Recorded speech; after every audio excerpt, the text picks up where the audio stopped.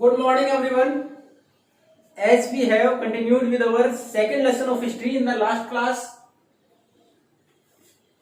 and that is hunting, gathering to growing food. तो हमने किस प्रकार शिकार से, जानवर पालने से और खुद से फसलें उगाना सीख लिया। और उसमें हमने डिस्कस किया था why people move from one place to another, कि क्यों लोग एक जगह से दूसरी जगह मूव करते थे। बहुत सारे रीजन पढ़े थे हमने। एक तो सबसे बड़ा रीजन उसमें क्या था कि हमारे पास सीजन के ऊपर डिपेंड थे, पेड़ पौधों के ऊपर डिपेंड थे, कि खाने पीने की चीजें शिकार के ऊपर डिपेंड थे। अब जिन जानवरों का शिकार करते वो जानवर ही वहां नहीं रहे तो मूव करना पड़ता। पेड़ पौधों से तो हम फल सब्जियां इकट्ठी करते, इफ दे आर फिनिश्ड, अगर वो वहां खत्म हो जाए then we have to move according to season. They grow, हर मौसम के अनुसार होती हैं कि कौन से फल कौन सी सब्जियां किस मौसम में डेवलप होंगी, तो उस सीजन के अनुसार मूव करना पड़ता था। कई बार जिन जानवरों का शिकार करते जानवर मूव करता है तो उनके पीछे पीछे दूसरी जगह मूव करना पड़ता था। पानी के आसपास की लोकेशन के पास जाना पड़ता, क्योंकि किसी भी जगह के लिए डेवलप होने के लोकेशन के लिए पानी की रिक्वायरमेंट थी, तो अलग अलग पर्पज से लोग मूव करते थे। अब उसके बारे में हमने उसके बाद जगह जगह आर्कियोलॉजिस्ट ने जब फाइंड आउट किया, एक्सकवेशन के बाद, खुदाई के बाद चीजें, तो फिर डेवलप किया चीजें, फाइंड आउट की कौन सी जगह पर किस प्रकार लोग रहे होंगे। अब उसी में से हमारा अगला टॉपिक है choosing a place to live in, कि किस प्रकार की जगह को उन्होंने रहने के लिए चुना। अब इसके नीचे एक मैप दे रखा है, उसमें डिफरेंट साइट्स वर गिवन, अलग अलग जगह दे रखी है, लोग कहां कहां रहते थे पुराने समय में, कौन कौन जगह फाइंड आउट की थी, हिस्टोरियंस ने, आर्कियोलॉजिस्ट ने किस प्रकार उनके बारे में फाइंड आउट किया। तो उनमें से कुछ एक जगह है जैसे भीमबेटका मध्य प्रदेश में, हंसकी कर्नाटक में, कुर्नूल ये भी कर्नाटक में, तो ये दे रखी है। ये उस समय की जगह जहां उस टाइम पर लोग रहते थे, क्या थे, ज्यादातर पहाड़ी इलाके, केव्स, जो आर्टिफिशियल उनको रहने की रेजिडेंस की जगह मिली, उन वो जगह है। ये रेड कलर के ट्रायंगल से आपके मैप में आइडेंटिफाई कर रखी है। ये कुछ एक जगह, सारी नहीं दे रखी है मैप में, बहुत सारी जगह और भी दी है, कुछ एक जगह ही केवल मैप में इंडिकेट कर रखी है। और उस वक्त सबसे महत्वपूर्ण सोर्स था, आपने देखा टूल्स वगैरह किस चीज के बने थे, स्टोन के बने हुए थे। तो they try to settle in the places where good quality of stones are found, कि जहां आसानी से इनके टूल्स बनाए जा सके, इस प्रकार के पत्थर मिले, तो उन जगह को ढूंढना शुरू किया, उन जगह पर मूव करना शुरू कर दिया रहने के लिए। अब धीरे धीरे ये डेवलपमेंट हुआ, उन्होंने अपने टूल्स बनाए ताकि आसानी से शिकार किया जा सके।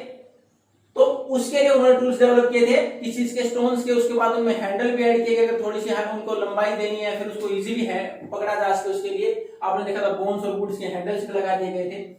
अब धीरे धीरे जब ये इंप्रूवमेंट हुआ तो उसके बाद उन्होंने दे आल्सो फाइंड आउट और सर्च अबाउट फायर, उन्होंने आग की खोज भी की। और वो पता कैसे चला हमें, ये जो हमने साइट पढ़ी थी कुर्नूल, इसके ऊपर कुछ एक जगह के ऊपर राख के अवशेष, the remains of ash were found, कि राख के अवशेष मिले हैं। इससे साबित होता है कि आग जलाई जाती थी।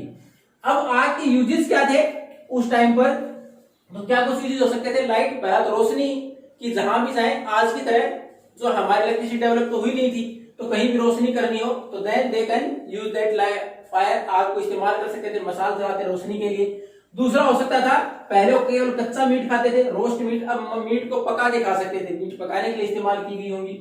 उसके बाद स्केयर अवे एनिमल्स, और इसमें भी वाइल्ड एनिमल्स, फिर ये जानवरों को भगाने के लिए। आप देखते हो कि आग से अगर आप किसी जानवर की तरफ आग जला के करते हो तो भाग जाता है, आग से जानवर डरते थे, तो जानवरों को भगाने के लिए भी आग का इस्तेमाल कर सकते थे वो। तो यानी वहां उस टाइम पर आग की खोज का कहां से मिला हमें, कुर्नूल में साइट है, वहां कुछ राख मिली। जब खुदाई के दौरान राख मिलने का मतलब था कि कभी न कभी आग जलाना भी आता था हम लोगों को। अब उसके बाद क्या क्या इस्तेमाल हो सकते हैं, उनका इस्तेमाल कि वो शायद रोशनी करने के लिए इस्तेमाल करते हैं, मीट को पकाने के लिए इस्तेमाल करते हैं, जंगली जानवरों को डराने के लिए उसका आग का इस्तेमाल करते हैं। अब धीरे धीरे जो साइट्स हैं इनमें और बदलाव कैसे आया विद टाइम, जैसे जैसे समय में बदलाव आया। तो एक छोटा सा बॉक्स दे रखा आपने, उसमें पैलेयोलिथिक एज यानी पाषाण युग, पत्थर का युग, जिसमें स्टोन ही ज्यादा इस्तेमाल होते थे, उसको पैलेयोलिथिक एज बोला गया। उसको भी हमने 3 भागों में बांट रखा, उसके बाद पैलेयोलिथिक के बाद मेसोलिथिक, उसके बाद नियोलिथिक, यानी पूर्व पाषाण युग, मध्य पाषाण युग और अंत में नव पाषाण युग। तो किस प्रकार कौन सा शुरुआत का समय पैलेयोलिथिक एज का सबसे लंबा समय रहा, लगभग 20 लाख साल का समय था वो, 2 मिलियन ईयर्स को इसमें दे रखा है। उसके बाद ज्यादा नहीं है, उसके बाद 12,000 टू 10,000 ईयर्स को दूसरा मेसोलिथिक देखें तो लगभग 2000 साल का समय। उसके बाद हमारा नियोलिथिक एज स्टार्ट होता है। तो उसी प्रकार उसमें हमने देखा, उसमें टूल्स मेसोलिथिक एज में तो micro tools were use, micro तो छोटे छोटे टूल्स का इस्तेमाल किया गया था। तो उसमें हमने इसके बारे में दे रखा है एक बॉक्स के अंदर किस प्रकार टाइम को डिवाइड किया गया था। अब उसके बाद है कि लोगों ने समय के अनुसार क्या कुछ बदलाव है उनके रहने की जगह में, उनके रहन सहन के तरीके में। तो उसमें दे रखा है एक चेंजिंग इन्वायरमेंट, जैसे जैसे वातावरण में बदलाव हुआ, जैसे समय में बदलाव हुआ, यानी शुरुआत में हमारी प्रकृति डेवलप हुई, उसके बाद धीरे धीरे समय के अनुसार काफी बदलाव हुए हैं। तो इन्वायरमेंट में चेंजेस हुए, स्पेशली द वार्मथ, जो गर्मी और जो बारिश का समय बढ़ा है, गर्मी बढ़ी, उसकी वजह से क्या है, न्यू वेजिटेशन डेवलप, नई वनस्पति डेवलप हुई, नई पेड़ पौधे डेवलप हुए। उन्हीं में से एक था ग्रासलैंड्स। ग्रासलैंड के घास के मैदान, जहां न तो बहुत ज्यादा बारिश होती है, नहीं बहुत कम होती है, जहां केवल घास उग पाता है और लंबा घास, न्यूट्रिशियस ग्रास कैन ग्रो, तो जहां आसानी से वो घास जिसके ऊपर बाकी जानवर सर्वाइव कर सकें। तो इन्वायरमेंट में जैसे बदलाव आया तो घास के मैदान जहां पहले हो सकता है ड्राई रहता हो कि किस प्रकार हमारे डेजर्ट रहते हो, लेकिन जैसे जैसे थोड़ी बारिश बढ़ी, वातावरण में बदलाव हुआ, घास डेवलप होना शुरू हो गया। और जैसे ही ग्रासलैंड डेवलप हुए, जहां घास का डेवलपमेंट हुआ, जहां घास उगना शुरू हो गया, तो उसके आसपास जो जानवर उस घास के ऊपर सर्वाइव करते थे, जो जानवर उस घास के ऊपर सर्वाइव करते थे, जैसे डियर है, गोट, शिप, एंटेलोप। इसमें केवल एक जानवर ये हो सकता है, एंटेलोप आपको समझ में नहीं आया हो। It is also a form of dear, ये भी एक हिरण का प्रकार है, इसको हम बारहसिंगा बोलते हैं। तो ये जानवर जो कि उसके ऊपर सर्वाइव, घास के ऊपर सर्वाइव करते थे, वो जानवर बढ़ने शुरू हो गए। और ये सब हुआ कब, लगभग 12,000 साल पहले, यानी अब आज के समय की बात है, आज से 12,000 साल पहले के आसपास। तो अब ये सारे जानवर डेवलप हुए, तो इन जानवरों का शिकार करते थे जो लोग, जो हंटिंग गैदरिंग आपने शुरू में पढ़ा, पहला व्यक्ति का काम क्या था, शिकार करके खाना। जो इन जानवरों का शिकार करते, धीरे धीरे वो उनके साथ मूव करते, जहां जानवर ज्यादा मिलते उनका शिकार करते और वहां रहना शुरू कर दिया। धीरे धीरे उन्होंने they also try to find out their food habits, ये भी देखना शुरू कर दिया इनमें से कौन से जानवर क्या क्या खाते हैं। उन्होंने लगातार ऑब्जर्व किया कि कौन से जानवर क्या क्या खाते हैं, और ब्रीडिंग सीजन की नए पैदा कब होते हैं, उस सीजन का पता लगाया। और धीरे धीरे इन सारी आदतों का पता लगाने के बाद कि ये खाते क्या क्या हैं, किस प्रकार के जानवर हैं, कहीं नुकसान पहुंचाने वाले तो नहीं है, उसके बाद इनको उन्होंने हर्डिंग, पालना शुरू कर दिया। और किस प्रकार, जो जानवर को ऐसा लगता है कि नुकसान कम पहुंचाते हैं, घास फूस खाते हैं, या फिर जो ज्यादा खतरनाक नहीं है, उनकी लगातार हैबिट्स को जब इन्होंने ऑब्जर्व किया तो उनके आसपास दे लेफ्ट सम फूड, तो पैस्चर चारा था वो धीरे धीरे छोड़ना शुरू कर दिया उनके पास। वो धीरे धीरे उनसे फेमिलियर होते चले गए, वो खाना खाने के लिए उनके आसपास जगह होती आते तो उनसे फेमिलियर होते चले गए वो। तो उसमें आपने ये जितने जानवर में से गोट, शिप, और ये जानवर गोट, शिप के अलावा कुछ कैटल, जैसे हम घोड़े वगैरह की बात करें, या बाकी जानवर जो कि ज्यादा फेमिलियर होते हैं, उनको पालना शुरू कर दिया, तो नुकसान नहीं पहुंचाते थे। और ये माना जाता है the first animal which was domesticated, जो पहला जानवर व्यक्ति के द्वारा पाला गया कौन सा था, डॉग।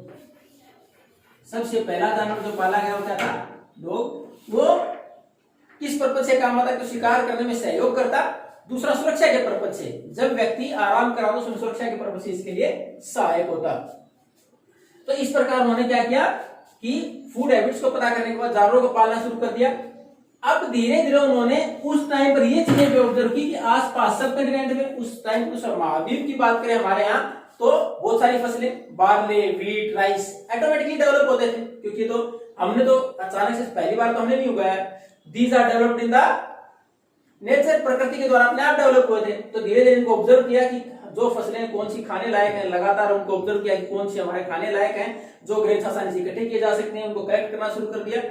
जो लोग घूमते थे इधर उधर, उन्होंने फिर उनको देखा कि किस मौसम में किस प्रकार वो डेवलप होते हैं, तो उन्होंने उसके द्वारा ये सीखा कि ये फसलें इस मौसम में डेवलप होती हैं और इस मौसम में दे आर राइप एंड इस मौसम में पक जाती हैं। धीरे धीरे समय के साथ उन्होंने, यानी ऐसा नहीं कि एक दिन में सारी चीजें सीख ली, समय के अनुसार साल 2 साल उन्होंने लगातार ऑब्जर्व किया कि ये चीजें खाने में टेस्ट के अनुसार भी ठीक है और कोई नुकसान भी नहीं पहुंचाती, उनको डेवलप होते हुए उन्होंने समय के अनुसार देखा, नेचर में देखा, उनका सीजन देखा किस टाइम पर डेवलप होती है, किसका राइपनिंग का सीजन क्या है, तो उन्होंने फार्मिंग भी सीख ली। उसके साथ साथ उन्होंने मत्स्य पालन, मछली पकड़ना अपने गुजारे के लिए। तो इस प्रकार व्यक्ति ने हर्डिंग, जानवर पालना भी, और हर्डिंग रियरिंग, जानवर पालना, और अपने साथ झुंड रखना किसका, कि किस प्रकार रखना, उन जानवरों को जो नुकसान नहीं पहुंचाते थे उनके लिए खाना छोड़ दे। उसके बाद they also protect them from wild animals, शिकार करने वाले जानवरों को बचाते भी। तो इस प्रकार उन्होंने अपने साथ इन जानवरों को रखना भी शुरू कर दिया। और इस प्रकार जैसे ही उन्होंने फसलों को डेवलप होते हुए देखा, ऑब्जर्व किया और अपने आप उगाना शुरू कर दिया, तो खेती का हमारे पास शुरुआत होगी, फार्मिंग की शुरुआत होगी। और इस प्रकार उन्होंने अपने पास जानवर रखना और खेती करना दोनों सीख लिया। In the next class, we are going to continue about more farming habits, how they developed farming.